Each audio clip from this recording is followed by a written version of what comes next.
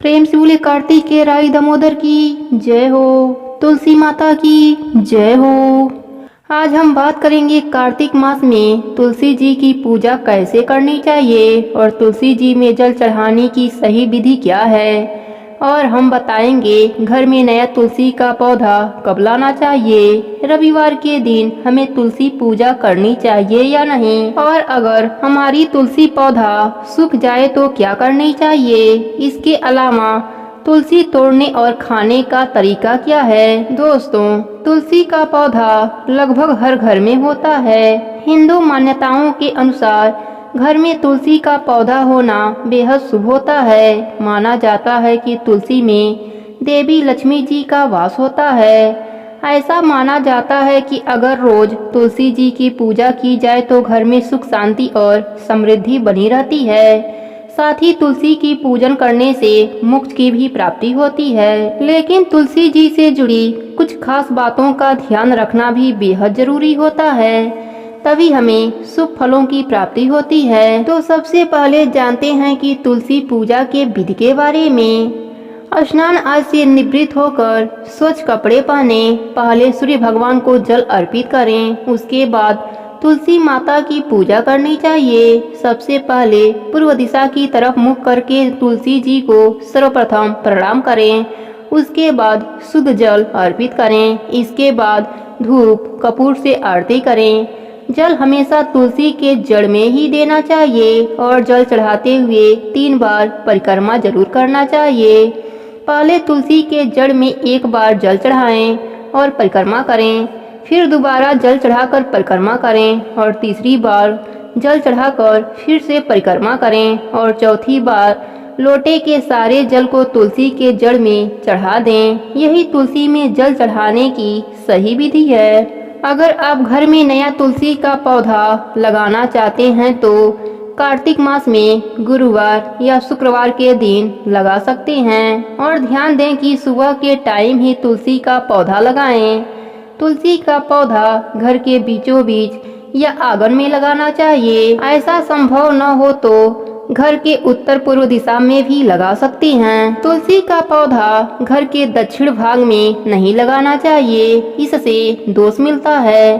तुलसी के पत्ते को रविवार, एकादशी, सूर्य ग्रहण, चंद्र ग्रहण, द्वादशी, संक्रांति तथा सायंकाल में तोड़ना अशुभ होता है। ध्यान रखें कि तुलसी का पत्ता सुबह ही तोड़ना चाहिए और कार्तिक मास में तुलसी पत्ता का सेवन नहीं करना चाहिए।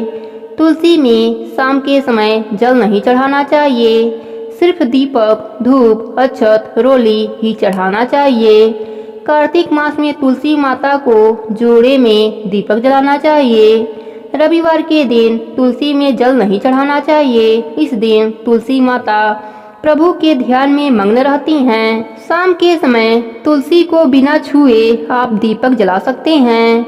अगर आप कार्तिक मास में तुलसी का पूजा कर रहे हैं और वह सूख जाती हैं तो आप परेशान ना हों।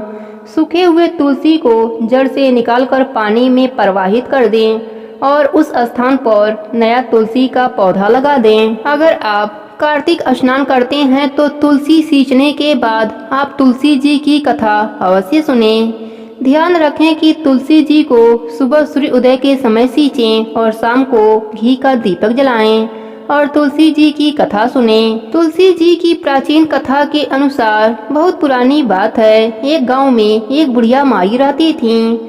वह कार्तिक मास में नित्य नियम से नदी पर स्नान करती और तुलसी माता को सींचती और तुलसी माता से कहती, हे तुलसी माता सबकी दाता, मैं बिरला सींचूं, तू कर निस्तार मेरा। तुलसी माता अड़ुआ दे, लडुआ दे, पीताम्बर की धोती दे, मीठा मीठा ग्रास दे, बैकुंठ का वास दे, चटके की चाल दे, पटके की मौत दे, चंदन की गांठ दे, झालर की झंकार दे, साई का रास दे, दाल भात का जीवन दे, 11 की मौत दे और कृष्णा की कांधा भी दे दे।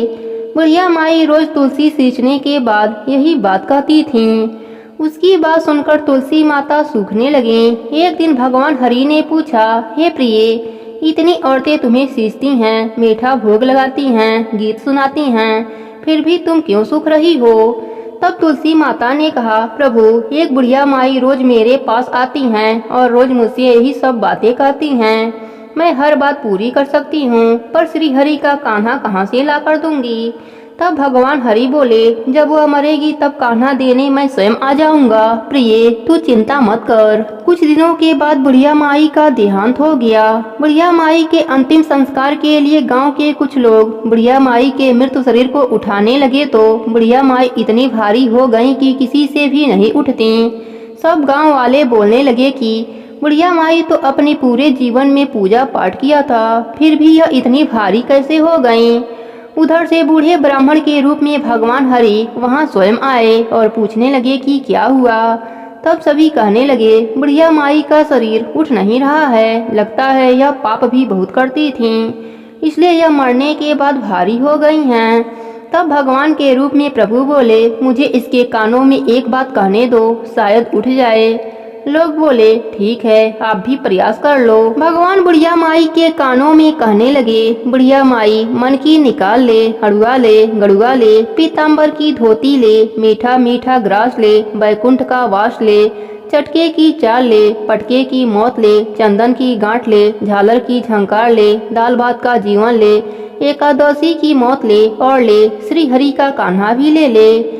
इतना कहते ही बुढ़िया माई हल्की हो गईं। भगवान अपने कंधे पर उसे ले गए।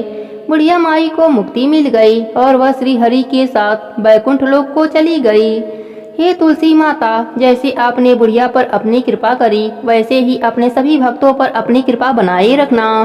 प्रेम से बोली तुलसी माता की जय हो। विष्णु भगवान की जय हो।